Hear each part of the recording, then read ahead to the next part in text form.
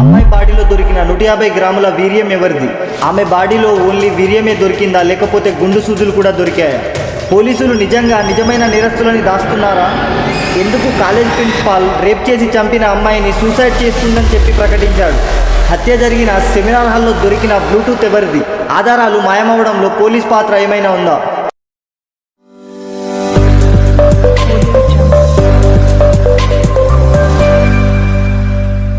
కోల్కతాలోని కర్ medical college and హాస్పిటల్లో ఒక ట్రైనీ డాక్టర్పై దారుణమైన అత్యాచారం జరిగింది. కేవలం అత్యాచారమే కాదు, అమ్మాయిని చంపేశారు కూడా.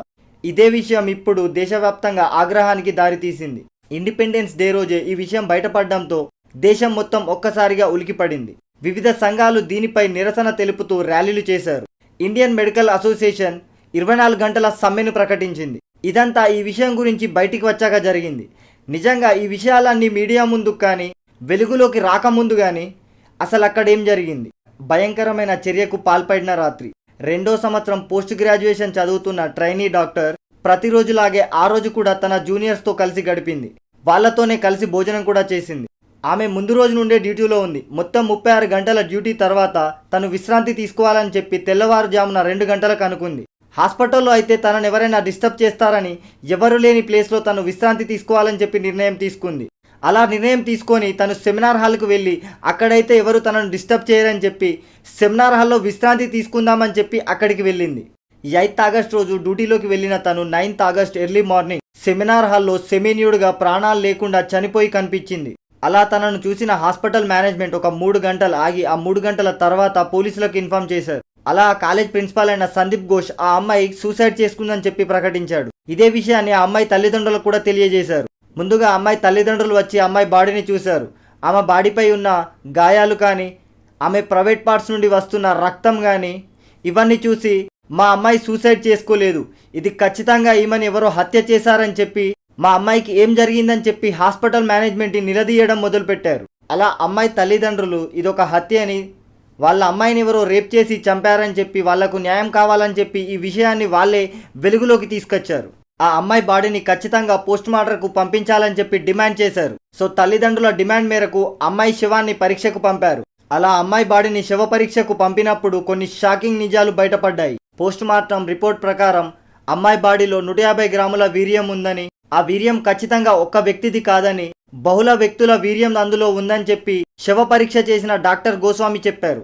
ఇంకా ఆమె బాడీలో కొన్ని ఎముకలు విరిగిపోయాయి. ఆమె ప్రైవేట్ పార్ట్స్ నుండి బ్లీడింగ్ అవుతుంది. తనని తాను కాపాడుకోవడానికి ప్రయత్నం చేసిందేమో, తన గోర్లలో ఎవరిదో చర్మం ఉంది.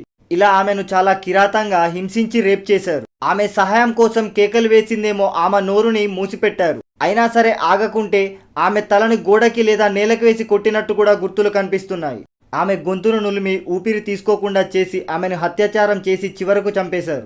ఇదంతా తెల్లవారుజామున 3 గంటల నుండి 6 గంటల మధ్యలో జరిగి ఉంటుందని చెప్పి డాక్టర్స్ చివరికి నిర్ధారించారు.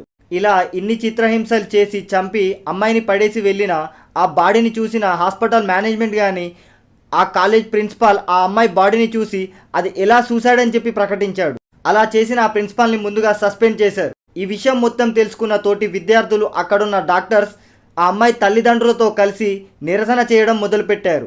ఇదే ఆసరాగా తీసుకున్న నేరస్తుల ముఠ హాస్పిటల్ లోపలికి వెళ్ళి కర్ మెడికల్ కాలేజ్ అండ్ హాస్పిటల్లో ఉన్న ఎమర్జెన్సీ వార్డ్ని ధ్వంసం చేశారు. ఆపడానికి వచ్చిన పోలీస్ వాహనాలపై కూడా దాడి చేశారు. ఇలా పోలీసులు నిందితులు ఎవరని చెప్పి ఇన్వెస్టిగేషన్ మొదలుపెట్టారు. ఇన్వెస్టిగేషన్ ప్రాసెస్లో వాళ్ళ హాస్పిటల్లో కొన్ని ఆధారాలు సేకరించారు. ఇదంతా జరిగింది సెమినార్ హాల్లో కదా. ఆ సెమినార్ హాల్లో వాళ్ళకు ఒక ఇంపార్టెంట్ ఎవిడెన్స్ ఒకటి దొరికింది. ఆ ఎవిడెన్స్ ఏంటంటే ఒక బ్లూటూత్. ఈ కేసులో ఈ బ్లూటూత్ చాలా కీ రోల్ ప్లే చేసింది.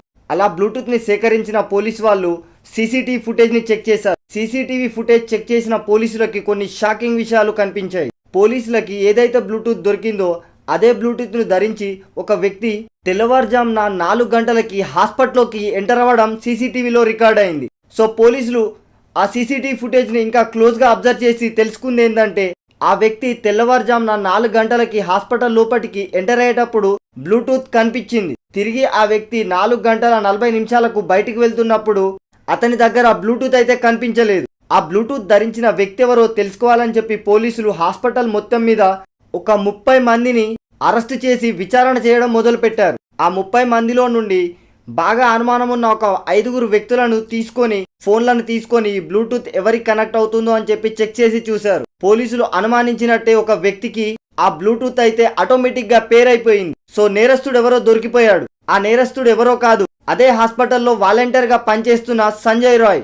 ఈ సంజయ్ రాయ్ దక్షిణ కోల్కతాలోని శంభునాథ్ వీధిలో ఉంటాడు. ఇతను పోలీసులకు ఒక వాలంటీర్ గా పనిచేసేవాడు. ఎవరి దగ్గరైనా సంజయ్ రాయ్ తనని తాను పరిచయం చేసుకోవాలంటే నేను ఒక ఉన్నత పోలీస్ అధికారి దగ్గర పిఏగా పనిచేస్తున్నా అని చెప్పి పరిచయం చేసుకునేవాడు. మరికొందరు వ్యక్తుల దగ్గర తనొక హోంగార్డ్ గా పనిచేస్తున్నా అని చెప్పి తనని తాను పరిచయం చేసుకునేవాడు. అలా పోలీసులకు వాలంటీర్ గా పనిచేస్తున్న సంజయ్ రాయ్ని కర్ మెడికల్ కాలేజ్ అండ్ హాస్పిటల్ దగ్గర చెక్ పోస్ట్ దగ్గర నియమించారు. దాని తర్వాత పోలీసులు సంజయ్ రాయ్ ఎలాంటి వాడు, బయట ఎలా బతుకుతున్నాడని చెప్పి అతని గురించి ఎంక్వైరీ చేస్తే సంజయ్ రాయ్ హాస్పిటల్ బయట కూడా అమ్మాయిలని కానీ ఆడవాళ్ళని కానీ ఇబ్బంది పెట్టేవాడు. సంజయ్ రాయ్కి 4 పెళ్లిళ్ళు అయ్యాయి. మొదటి 3 భార్యలు తన బిహేవియర్ నచ్చక వదిలేస్తే 4వ ఆవిడ రీసెంట్ గా క్యాన్సర్ వచ్చి చనిపోయింది. ఇంకా సంజయ్ రాయ్ ఫోన్ లో కొన్ని ప్రైవేట్ ఫొటోస్ అండ్ వీడియోస్ కూడా దొరికాయి. ఈ అమ్మాయిని చంపేసి నువ్వు ఎలా ఎస్కేప్ అయ్యావని చెప్పి పోలీసులు ఆరా తీస్తే అతను చెప్పింది ఏంటంటే అతను ఇంటికి వెళ్ళి అతని బట్టల మీద పడ్డ రక్తాన్ని క్లీన్ చేసుకున్నాడు. సో పోలీసులు కూడా సంజయ్ రాయ్ చెప్పేది విని అతని గతం గురించి తెలుసుకున్నాక నేరం చేసే స్వభావం ఉన్న సంజయ్ రాయే ఇదంతా చేశాడని చెప్పి నమ్మారు. కానీ సంజయ్ రాయ్ ఏమంటున్నాడంటే అవును ఇదంతా నేనే చేశాను, కావాలంటే నన్ను ఉరి తీసుకోండి అని చెప్పి అతను ఏం కూడా రిగ్రెట్ ఫీల్ అవ్వడం లేదు. తప్పు చేశాననే భయం ఇంత కూడా సంజయ్ రాయ్లో లేదు. సో ఇప్పటి వరకు తెలిసిందేంటంటే సంజయ్ రాయే అమ్మాయిని చంపాడని. కానీ నిజానికి కోర్టు ఏం చేస్తుందో తెలుసుకుందాం. కోర్టు ఈ విషయంలో ఏం చేసిందంటే ఆధారాలు మాయమైపోతున్నాయి, చాలా పెద్ద వ్యక్తుల పేర్లు కూడా దీంట్లో వినిపిస్తున్నాయని చెప్పి కేసుని సిబిఐకి ట్రాన్స్ఫర్ చేసింది. సిబిఐ ఒక 30 మందిని అరెస్ట్ చేసి వాళ్ళని విచారిస్తుంది. దాంట్లో కాలేజ్ ప్రిన్సిపాల్ కూడా ఉన్నాడు. మరి పోలీసులు ఏమంటున్నారంటే ఆమె బాడీలో 150 గ్రామ్స్ వీర్యం ఏదైతే ఉందో అది అసలే లేదని చెప్పి పోలీసులు చెప్తున్నారు. పోలీసులు ఏమంటున్నారంటే ఆమె బాడీలో 150 గ్రాముల వీర్యం ఉందనేది అబద్ధం, అలాంటిదేమీ లేదని చెప్పి రీసెంట్గా సిపి కూడా మీడియా ముందు చెప్పాడు. మరి దీనిపై గవర్నమెంట్ ఎలా రియాక్ట్ అవుతుంది? ఇదంతా తెలుసుకున్న అక్కడి సీఎం మమతా బెనర్జీ నేరస్తుల మీద 6 గంటల లోపు ఎఫ్ఐఆర్ ఫైల్ చేయాలి, నిందితులని అక్కడికక్కడే స్పాట్ లో ఉరి తీయాలని చెప్పి మమతా బెనర్జీ చెప్పుకొచ్చారు. ప్రజెంట్ హాస్పిటల్లో ఏం జరుగుతుందో తెలుసా? ప్రజెంట్ ఇదంతా జరిగిన సెమినార్ హాల్ పక్కనే ఏదో కొత్తగా ఒక బిల్డింగ్ ని కన్స్ట్రక్ట్ చేస్తున్నారు. సో కన్స్ట్రక్షన్ పేరుతో ఆధారాలు మాయమవుతున్నాయా? ఇన్నాళ్ళు విద్యార్థులకు డాక్టర్లకు విశ్రాంతి తీసుకోవడానికి భవనమే లేదు, కానీ ఇప్పుడెందుకు ఇన్సిడెంట్ జరగగానే అక్కడేదో నిర్మాణం చేస్తున్నట్టు చెప్పి ఆ సెమినార్ హాల్ నుండి ఆధారాలు మాయం చేయడానికి ప్రయత్నాలు జరుగుతున్నాయా?